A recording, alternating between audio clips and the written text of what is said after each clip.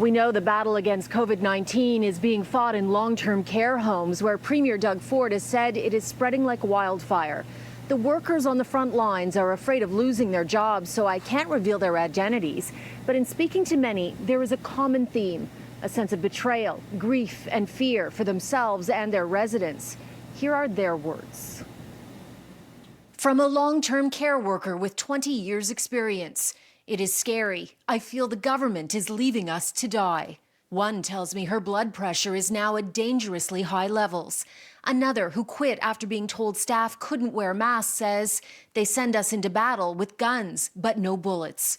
And from a PSW in home care, I cannot take the stress. The level of stress is physically draining. So far in Ontario, one long-term care worker has died and 671 have been infected with COVID-19.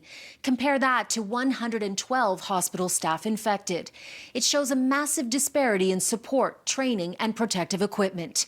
Yesterday, Premier Doug Ford says he takes all responsibility for government actions during the pandemic, including long-term care.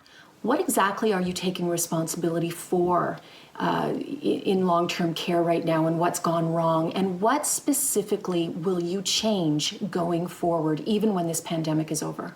At the end of the day, one person has to be held accountable, and I'm the person that's going to be held accountable. This is the time that the cracks are showing up, and it's our job as government to make sure we fix it. Ontario isn't the only province that has failed to stop COVID-19 from spreading through long-term care. Across the country, it's estimated close to 1,700 vulnerable residents have died.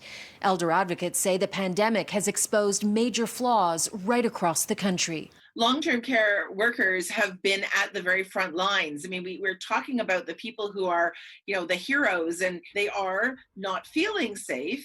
And the reason why they feel that way is mostly they have not been safe. What would you like to see come out of all of this, Laura? We need a national long-term care strategy. We need to rethink how we're going to do it. And there needs to be national standards for seniors care. There are no national standards. There are no staffing standards in this entire country for long-term care. And for that matter, we need to think about the role that home care has to play, because so many people end up in long-term care because their home care hours are not enough. I only hope this one good thing comes out of it. Late this afternoon, the province's medical officers of health confirmed 20% of all long-term care homes in Ontario have had an outbreak, with 399 resident deaths.